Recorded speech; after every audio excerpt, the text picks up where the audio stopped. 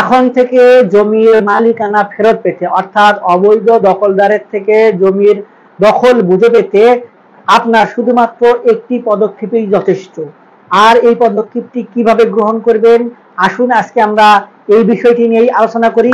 তবে ভিডিওটি শুরু করার আগে আপনি যদি আমার এই চ্যানেলে আজকেই প্রথম হয়ে থাকেন, তাহলে এই ধরনের গুরুত্বপূর্ণ আইন বিষয়ক ভিডিও পেতে আমাদের চ্যানেলটি সাবস্ক্রাইব করে পাশের বেল আইকনটি চেপে দিবেন। আর যদি আপনি নিয়মিত হয়ে থাকেন, তাহলে লাইক, কমেন্ট এবং শেয়ার করে আমাদেরকে অনুপ্রেরণা দিবেন। এতদিন যাবৎ কোনো ব্যক্তি যদি আপনার লিগেল কোনো সম্পত্তি অবৈধভাবে দখল করে, তারপরেও কিন্তু আপনাকে আইনের মার প্যাচে পড়ে আদালতের দ্বারস্থ হয়ে দীর্ঘদিন ধরে এই মামলা জটের মধ্যে পড়ে তারপরে দেখা যাচ্ছে যে আপনাকে হতাশ হয়ে অনেক সময় ফেরত আসতে হয়েছে। আপনি সঠিক আইনের প্রতিকার কিংবা প্রতিরোধ ভাবে কোনোভাবেই কোনো কিছু করতে পারেন নাই। তবে এখন যে নতুন ভূমি আইন এসে গেছে, সেই ভূমি আইন অনুযায়ী কিন্তু আপনাকে অনেক সুযোগ সুবিধাও দেওয়া হয়েছে এবং এই ভূমি আইনের আলোকে কিন্তু কিছু কিছু মন্ত্রণালয়কে স্পেসিফিক ভাবে কিছু ক্ষমতা দেওয়া হয়েছে কিংবা এই ভূমি সংক্রান্ত বিষয়ে তাদেরকে জড়িত করা হয়েছে। এর মধ্যে স্বরাষ্ট্র মন্ত্রণালয়কেও অত্যাধিক গুরুত্ব সহকারে এই বিষয়গুলি দেখভালের জন্য ব্যবস্থা গ্রহণ করা হয়েছে।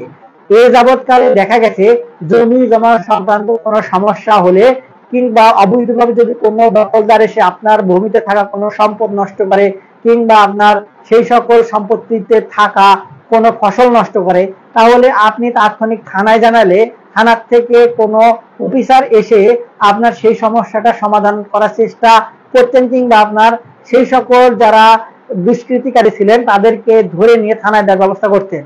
কিন্তু এখন থেকে এই সকল ব্যবস্থা ছাড়াও আপনার ভূমি মন্ত্রণালয় আপনার স্বরাষ্ট্র মন্ত্রণালয়ের সঙ্গে একত্রিত করে কিছু পদক্ষেপ গ্রহণ করতে চাচ্ছে। যেমন আপনার যদি কোনো সম্পত্তির এরকম কোনো সমস্যা হয়, আপনি দখল বুঝে পাচ্ছেন না কিংবা আপনার দখল যে সম্পত্তি বেদখল হয়েছে আপনার অরিজিনাল মালিক হওয়া সত্ত্বেও যদি কোনো ব্যক্তি আপনাকে সম্পত্তির থেকে উচ্ছেদ করে, আপনি দীর্ঘদিন থানায় ঘুরে কিংবা আপনার আদালতে ঘুরেও এগুলো সুষ্ঠু সমাধান পান নাই, অর্থাৎ থানায় কিন্তু ভূমি সংক্রান্ত বিষয় নিয়ে কোনো ধরনের প্রতিকার এ পর্যন্ত পাওয়া যায় নাই। থানাতে স্বাভাবিক প্রক্রিয়ায় আপনার ক্রিমিনালি এফেক্ট, অর্থাৎ আপনি জমি জমা সংক্রান্ত সমস্যা নিয়ে যখন মারামারি গ্যাঞ্জাম করে আপনি একটি অপরাধ করবেন, তখনই শুধুমাত্র আপনার এই সমস্যাগুলো দেখভাল করার দায়িত্ব তাদের ছিল।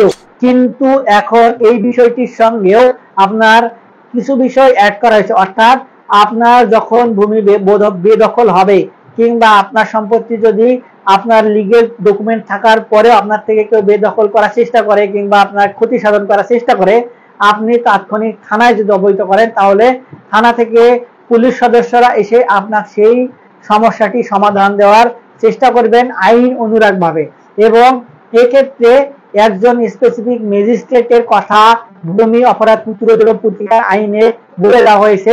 সেই ম্যাজিস্ট্রেটগণ আপনার যে কোনো থানার কিংবা আইন প্রয়োগকারী সংস্থার সহযোগিতা নিয়ে তাৎক্ষণিকভাবে আপনার সমস্যাটি সমাধান দেওয়ার চেষ্টা করতে পারবেন কিংবা করে দিতে পারবেন।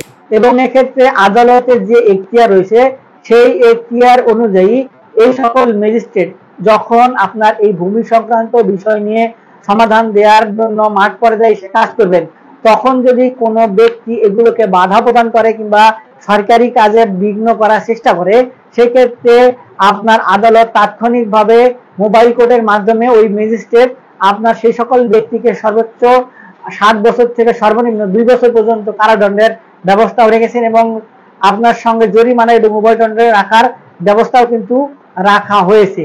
এখন এই কারণেই বলতে হয়, আপনার যদি এই ধরনের কোনো সমস্যা থেকে থাকে যে আপনার এসে জোর করে জবরদখল করছে, তাহলে তাৎক্ষণিকভাবে আপনাকে যেটি করতে হবে সেটি হলো যে থানায় আপনার সেই জমি অবস্থিত, সেই থানায় আপনি সরাসরি অভিযোগ দায়ের করুন, আপনার কি সমস্যা সেটি তাদেরকে জানান। তারপরে তারা এসে সেই সমস্যাটি তাৎক্ষণিকভাবে প্রতিরোধ করার চেষ্টা করবে কিংবা কোনো গ্যাঞ্জাম যদি হওয়ার সম্ভাবনা থাকে তাহলে সেটিকে প্রতিরোধ করার চেষ্টা করবে এবং সরেজমিনে আপনার কোনো ক্ষয়ক্ষতি হলে সেগুলো লিপিবদ্ধ করে নিয়ে যাবে। তারপরে আপনি তাদের কাছ থেকে একটি ইনকোয়ারি রিপোর্ট নিয়ে আপনার সেই সকল ম্যাজিস্ট্রেট যেগুলো এই ভূমি সংক্রান্ত বিষয় দেখভালের দায়িত্বে থাকবেন তাদেরকে অবহিত করুন, তাদের কাছে অভিযোগ দায়ের করুন।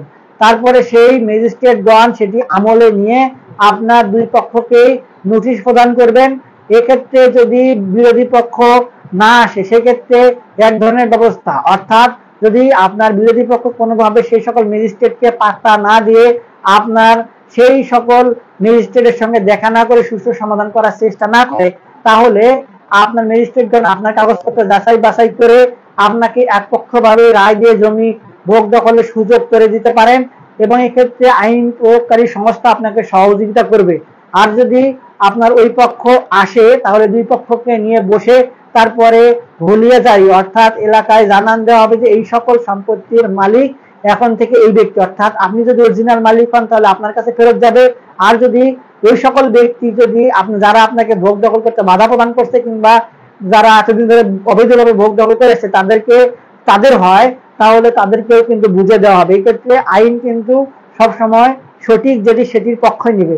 এখন আপনার এই একটি মাত্র পদক্ষেপের কারণেই আপনি ভূমি সংক্রান্ত এতদিন ধরে আদালতের দ্বারস্থ হয়ে আপনি হতাশ হয়ে পড়েছিলেন যে সমস্যাগুলো নিয়ে, সেই সমস্যাগুলো দ্রুত সমাধানের জন্য আপনার এই সকল আপনার সুযোগ কিন্তু রাখা হয়েছে।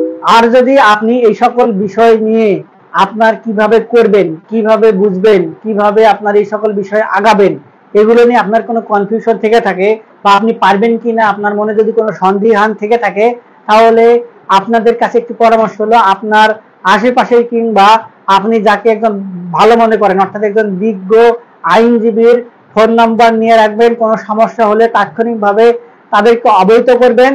তারপরে পরবর্তী পদক্ষেপ যেগুলো থাকে সেগুলো গ্রহণ করার ব্যাপারে সেই আইনজীবী হয়তো আপনাকে সহযোগিতা করতে পারে। আর আপনি যদি নিজে সচেতন হয়ে থাকেন তাহলে তো কোনো কথাই নেই। তারপরেও এই সকল বিষয় নিয়ে সঠিকভাবে অর্থাৎ লিগেল ওয়েতে আগাইলে সব থেকে বেশি ভালো হয় এবং এই জন্য একজন ভালো আইনজীবী অত্যন্ত গুরুত্বপূর্ণ।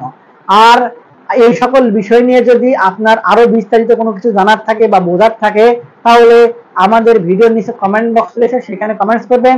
আমরা আপনাদের সঙ্গে দ্রুতই যোগাযোগ করার চেষ্টা করব।